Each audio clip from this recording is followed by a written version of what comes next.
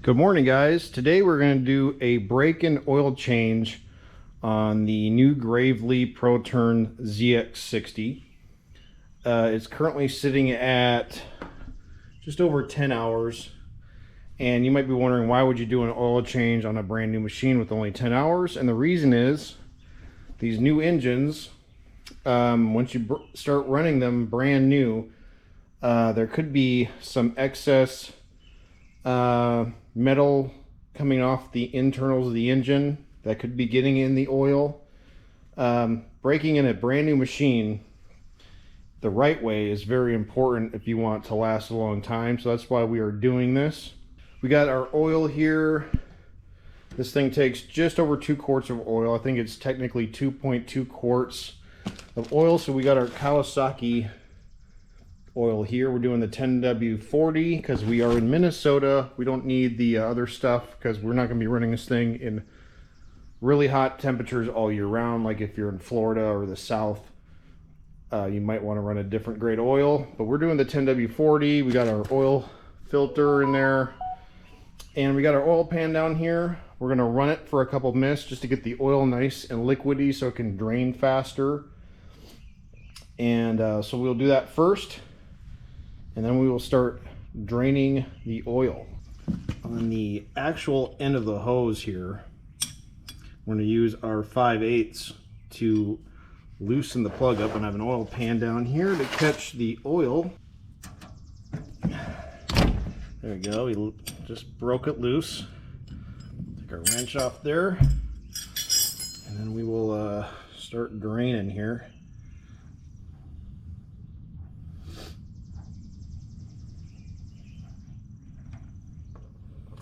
There we go. We're draining. All right, guys. So the oil has stopped draining. You know, let it drain completely, even if it's dripping constantly. Just let it keep dripping until there's really nothing coming out. You want to get as much of that oil out. And what we're going to do next is we're going to take the oil filter off. And it's going to drip some oil onto here, and there's nothing you can do about it. We'll get to it. We'll screw it off, and Gravely conveniently put a little hole right here in a little drip kind of pan area where any excess oil will get in here and just drip down into the oil pan catch can thing here. So we'll try to do it as cleanly as possible here. I mean, our new filter here, and what you want to do with these new filters before you screw them on, just dab your finger in the oil here and just run it around the seal, that black seal that goes all the way around. Just take your finger and just wipe it on that seal, and that will create a better seal on the engine. All right, so we'll try to just get this off with our hands. I don't know how tight it is. All right, guys, so we finally got the filter off, and it was kind of a struggle to get off. It shouldn't be that hard to get off, but whoever put this filter on from the factory put it on way too tight. I kind of had to struggle to get it off.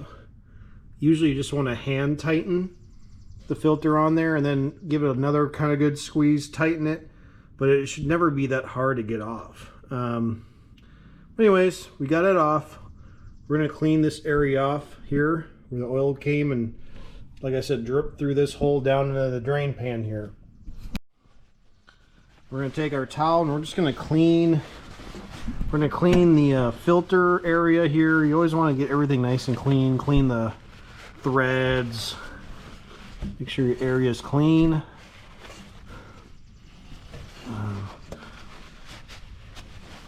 Just trying to get it cleaned off here a little bit. Looks pretty good. Like I said, with our new filter here, here's our new filter. We're going to take some of this oil in here, dab it on our fingers here, and we're just going to seal, or just put that oil on the seal here. Just get a good amount of oil on there. There we go. We'll take our new filter and we're going to put it in here. Make sure you screw it on. Don't cross thread anything, and just slowly turn it in. Should start getting snug here. There it goes. It's starting to get snug. So like I said, we're going to just hand tighten it.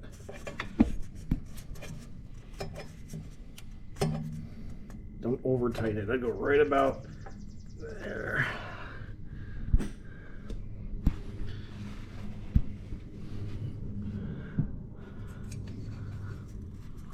Make sure it's on there good. All right. Yeah, it's hand tighten and then a little bit more than hand tighten. That's all you really need to do with these filters. And I'm going to clean up the area again here. We got our filter on. Now we're going to re-plug this line here with our drain plug here. Again, we're just going to thread it on slowly before we tighten it up. All right, we're going to put our funnel in here. And like I say, we're going to use our Kawasaki 10W40 oil here. We'll start with the first quart. Open it up. And we'll start pouring it in here.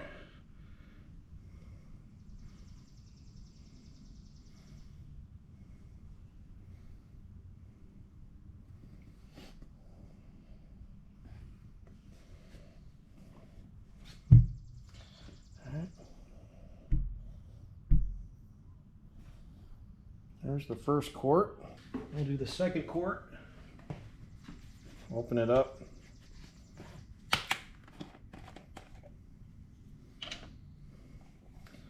Start pouring this in. After we do the second quart, I'm going to check the oil level. We'll get a good idea of where we're exactly at here. All right, we got our dipstick here. The dipstick has, I don't know if you can see it, it's got the full mark and the fill mark. So basically, make sure to get your dipstick really clean so you can get an accurate reading of your oil level. But basically, as long as the oil mark is somewhere between the bottom fill and the top, the top full mark and the bottom, it says add. So if the mark gets below this line, if it gets down to here, you need to add it and make sure it's between these two lines. It doesn't necessarily have to be all the way to full. You just want it somewhere between there. All right, so we got the filter on, new oil in. I checked the dipstick, and make sure when you check your oil, unscrew this. Take your dipstick out and just sit it on there. Wipe it off first, dip it in again like that, take it out and check it. And then you also want to look for leaks. Make sure nothing's leaking. When you're running the engine to cycle the oil through the engine, you want it to run for a couple minutes and then check the oil again. I know it was a pretty successful oil change. Again, the filter was very difficult to get out. And I think it's because they just torqued it way too much for an oil filter. So next time, you know, hopefully this comes off a little easier. I did do the hand tighten and then the half turn thing. It should be a lot easier to get off next time. And again, I thought it would just be smart to do the oil change at 10 hours like a lot of people recommend. Never had a brand new machine before, so the brake and oil change was new to me, but we got everything cleaned up. It's also good to clean in there, and when you're doing your oil change, you know, just make sure you clean up good afterwards. Keep your machines clean, keep them happy, because they do a lot of work for you. But no, that's the brake and oil change, and we'll just do another one at 60 hours or around 60 hours, because like I said, we're at almost the 11-hour mark, and it was just good to get that out of the way.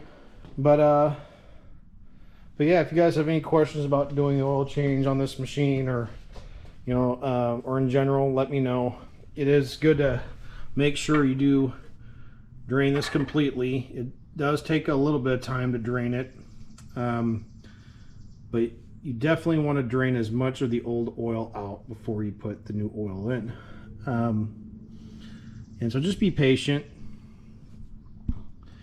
And yeah, so again, thanks for watching, guys. Just a quick video on the oil change and update on the machine, and we'll keep you updated on what we do in the future. So have a good day, guys.